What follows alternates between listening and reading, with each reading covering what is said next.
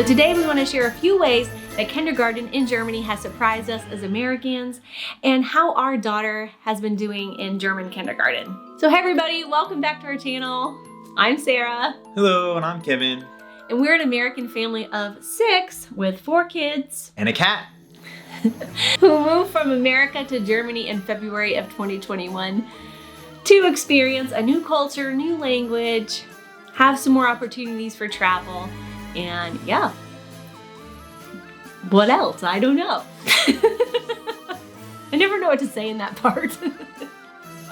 Yeah, so this week and next week, we're going to be talking about our kids' experiences in school here as Americans, as foreigners in the German school system. We have got Ella, who's 5, and then all the way up to Gabriel, who is 12. So we're experiencing kindergarten all the way to gymnasium. So we feel like we're getting a good experience of, Grundschule and, gymnasium and all the different ages. So today we're going to start with kindergarten and our experience. So the first thing we noticed when we started talking about kindergarten in our videos is that in America, we call all school, including preschool, like from the age of 3 on, it's called school. Right. And yeah, we say, oh, our daughter's going to school, kindergarten. And we get lots of comments. No, that's not school.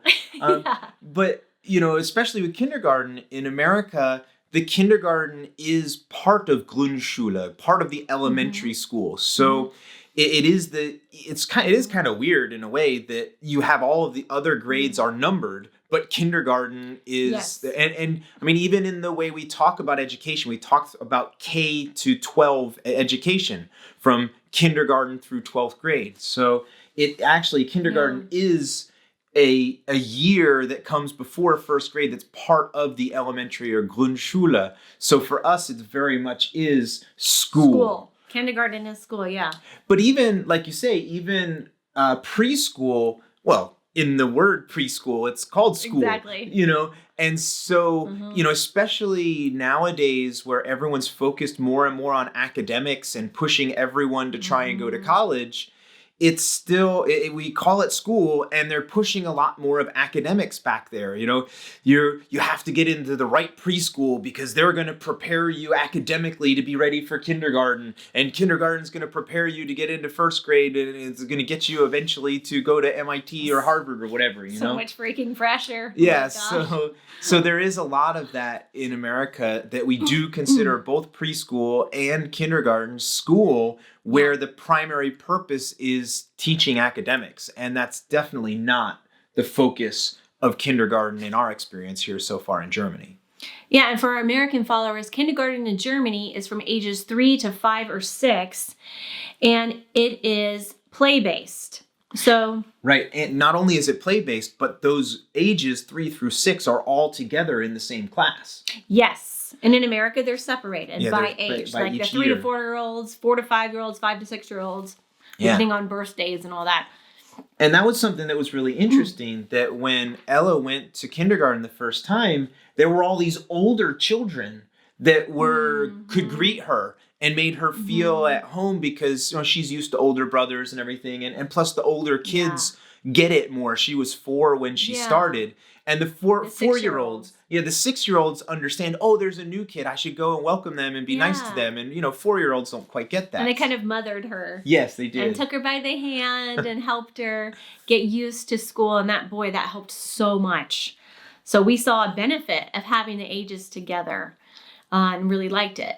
I wouldn't say it was a negative experience having just 3 and 4-year-olds together in the U.S., but it's been a very positive experience having mixed ages. Yeah, it's very interesting. We never would have expected that. Yeah, so in the U.S. in preschool, from ages, like I said, 3 to 5 or 3 to 6 years old, kids are learning all the basics of math and reading. I mean, they're learning their alphabet. They're starting to learn first words by the age of 5 and 6 years old, because by the time they enter kindergarten in the Grundschule in elementary school, it is, full on. They start learning to read right away in kindergarten. Now, it didn't used to be that way when Kevin and I were kids. This is something that keeps creeping earlier and earlier and earlier. And if it continues to creep up, they're going to be teaching babies how to read. It's like, when is this going to end? Well, you are supposed to play classical music to your fetus so that they'll learn how to be musically inclined with good music before they're born. Right. No Jay-Z or Beyonce or anything. Just classical. Just classical. And so it's like, we've seen over the years, and many American parents will complain about this, and the teachers will too, and say, this is too much too soon. Let's get back to kids being able to be kids. And they're seeing how there's too much academic pressure at an early age. However, the flip side of that is you're also seeing how 3 and 4-year-olds really can learn a lot, and they are capable of learning a lot of new information and retaining it and doing very well with it. So I don't know. Where's the balance? I mean, but when they're kids, when they're that young, they should just have fun and play and not have to worry about, learning academics. It is really interesting here in Germany. I mean, we'll talk more about this when we talk about Grundschule and Gymnasium, but it really gets accelerated. They're allowed to be kids for a long time. And, even first and second grade and even third grade are reasonably relaxed in Grundschule. And then it picks up real fast. Like 4th grade, bam. Yeah. You are now in school. But it is interesting. So I don't know where is the right balance. But it's different here. Yeah, so back in the U.S., and I've mentioned this in a few other videos, when we had our first 2 sons, I got really into Montessori learning. And on my blog, I had a lot of Montessori posts. I made a lot of my own Montessori learning games and things like that. And what I've noticed is the approach here in Germany seems to really follow the Montessori Waldorf approach, which is letting kids be independent, letting them make their own decisions, just having the toys out for them and they can go and play with them. And they don't realize they're learning while they play because they're all learning games, but they just feel like they're playing all day. Yeah. Yet they are learning. Oh, heck. They've got the Waldkindergarten, the forest kindergartens even, which are public schools that are part of the public school system, and you can go to them.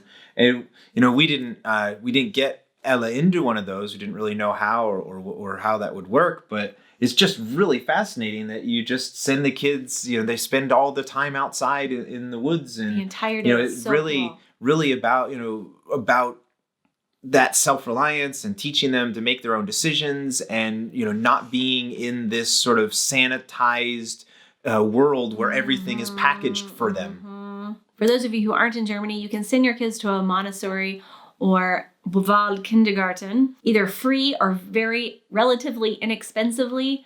In the U.S., Montessori schools are known for being only for the rich. They're very expensive, $12,000, $13,000, $14,000 a year. You can get scholarships and things like that, but the average person is not going to Montessori schools in the U.S. We could never afford it. No. And I would have loved to send our kids there, but they're also known for having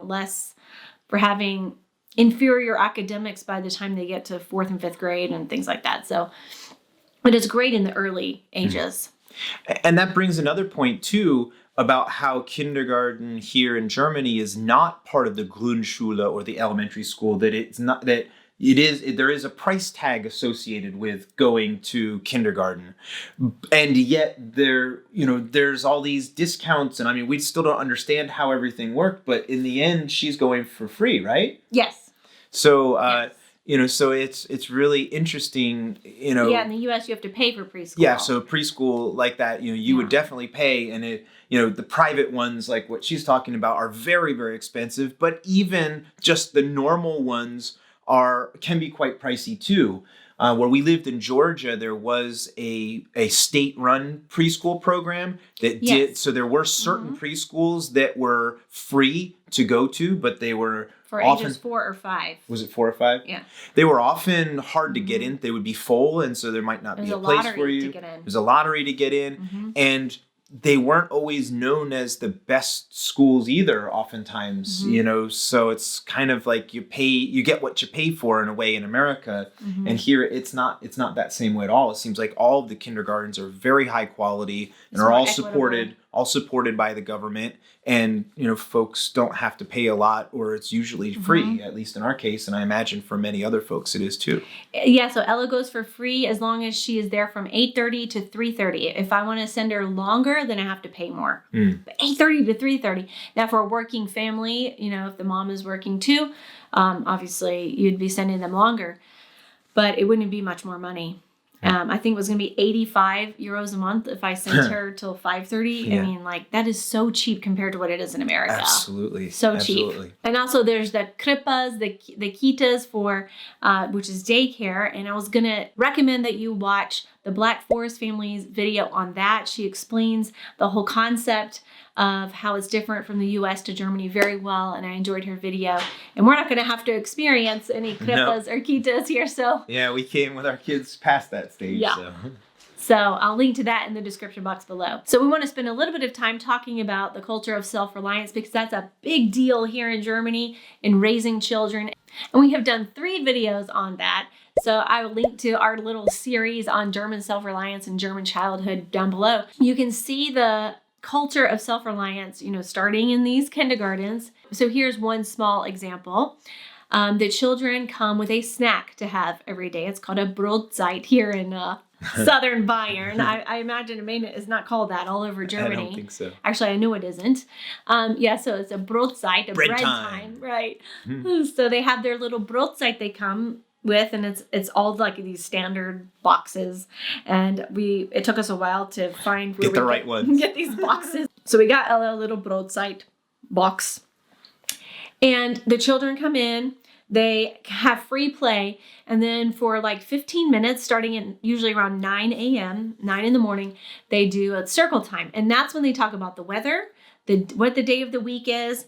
The child gets to, this is like something that blew our minds because this is not done at all in the U.S., is that one kid is picked every day to be the one who lights the candle for the... Wow, my first try. Yes, they use a match, and they, with the teacher's help, learn starting at the age of 3 how to light a candle, and then they get to pick what song is going to be sung for certain time, and they get to pick a question that the teacher asks. Like this is at our kindergarten. I'm sure and now look at the different from different kindergartens. I'm not saying this is done all over Germany, but at our kindergarten, this is how it is. So they ask a question like, what is your Lieblingsfarbe, your favorite color? Or what is your Lieblingstiere? And they have to answer, what is your favorite animal? And so each kid has to go around and say in a full sentence, and they will correct them if they don't say it in a full sentence, and they have to answer the question. And then they usually sing some songs, and usually someone in the classroom is able to play basic guitar chords, and it's usually the teacher plays guitar. And then after that, it's free playtime, and they will maybe go outside. I have heard that they absolutely have to have outdoor time every single day unless it's pouring rain, and I've definitely seen that to be true. And then, so they have free playtime and also free snack time, which means, and what I mean by that is that at any time they can choose when to have their snack. So they get to choose which toys they want to play with in the room, and they can choose when they feel hungry enough to go and get their Brotzeit box out of their rucksack and bring it in out of their book bag and eat it at the table. And they sit down at a little snack table, and they get to decide when they want to have their snacks. So it's really cool because they end up usually doing it by friends. When their friend goes to get their snack, then you see like Ella go get her snack too, or It's little things like that where the kids are allowed to be independent. They're allowed... Enabling them to make their own decisions. Yes, from the age of 3. Instead of, okay, you have to go, Yes. it's time to go. All right, we're all going to walk out. Everybody has to be in the straight line. You have to be walking on the second square on the tiles, and everything is all hyper managed by the teachers. Yeah, instead of giving the kids the opportunity to explore life and figure out and make decisions on their own. It's very different. Yes, and Americans are more known for their helicopter parenting, and you can see how that goes all the way back to early childhood and how it really is ingrained in our culture and how German self-reliance is ingrained here. And we've always liked the parenting style of giving our kids decision-making skills. I hate being a helicopter parent. That's it's annoying. I mean, you have to watch over them and I don't want to be helicoptering my kids. So we fit in very well with that culture here. So another example of this self-reliance is in art. And this is something that always bothered me when we lived in the US, is that when you make art projects with the children in any grade level, from preschool all the way on up, it's like a color by number. Like you have to do exactly what the art teacher says. You have to follow exact directions, and you're just basically copying what the art teacher says. I have taken drawing classes before. I have done graphic design. I've been a dancer for many years. I have been a creative person my whole life. And you're just supposed to follow the instructions. And engineers, you're supposed to follow the instructions and make it exactly this way. Yes, and as an artist, I was just That's always not very creative. I have to color in the lines and color what colors you tell me to do. Like, I hated it as a kid, and I think it's the wrong way to teach art. And I think any art teacher, and I'm sure even in the US, art teachers would probably disagree with this way of teaching. To me, art is about expressing yourself. It's self-exploration. Self-exploration. What colors would I like to color this? And maybe I want to go outside of the lines and create something over here and draw something over here. And, so I've seen in the German kindergartens here how they have a table with colored pencils and paper and scissors and glue. And the kids can just make whatever they want. And it looks like something a 3-year-old made. It's not something that's like beautiful that you can put on Pinterest and everybody's going to click on. No, it's not going to go viral on Instagram. Like, it's not beautiful, but it doesn't matter. The whole point is your kid got to sit down and explore their creativity and do whatever they wanted. And an adult wasn't standing over them, telling them what to do and not letting them make their own decisions. Tab A must go into slot B. Now, when you're doing math and science, that's different. The time to follow the rules, okay? We want engineers who know what they're doing. But not in our class. But not in our class. But they do also have crafts that they do maybe once every few weeks. It's not very often. That decorate the classroom, and they'll teach the kids how to cut out a certain shape in order to make a sunflower. Right now, that's the decoration in the kindergarten is sunflowers, and of course leaves and things like that, and pumpkins. And so they teach them how to cut out a pumpkin and what it looks like, which I think is still an important skill because now we're learning how to cut out an oval-shaped object. It's good for their dexterity. That's still important to learn. But art also needs to include do whatever you want and explore your own creativity, in my humble opinion. So something we mentioned in our video from last week is that we needed a lot more equipment for Ella to go to kindergarten here that we didn't need in the US. In the US, her playground and many of the playgrounds are pretty sanitary. They're not exciting. We have a whole video on playgrounds as well, German playgrounds. We went all out on that because we love the German playgrounds. Link in the description. It wasn't that exciting of a playground in the US. It depends on the school. Some are going to have better playgrounds than others. Ours was just so-so. And they never take them outside if the playground is wet, if it's too cold, or if it's too hot. So here, the teachers were like, she needs her Regenjacke, Regenhosen. She needs her sun hat. Gosh. Yeah, the hat was a big deal. Got to have a hat, like a baseball cap in the summer. She needs ear warmers in the spring and fall, and then a real winter hat for wintertime and gloves, and she needs rain boots and snow boots, and they will be outside pretty much no matter what the weather is, which is awesome. Oh, we love it. Yeah, we think it's great. And even Ella had to get used to that. She was kind of used to staying indoors more and not being a real outdoorsy kid. She's a girly girl like me, so she, wasn't too excited about getting dirty. And I am starting to get her hooked on hiking. Yes, you are. Kevin is getting her hooked on hiking, and she's hiking more and more. So if you want more information about like the gear that kids need, I would watch our other video. But we definitely have needed a lot more outdoor gear for kindergarten than ever before. All right, guys, so that's all we have for you today. Hope you enjoyed this video. And thanks, as always, for your comments and your subscriptions and your likes. And thanks for watching. Cheers. Hashtag awkward. Okay. Cheers. Cheers.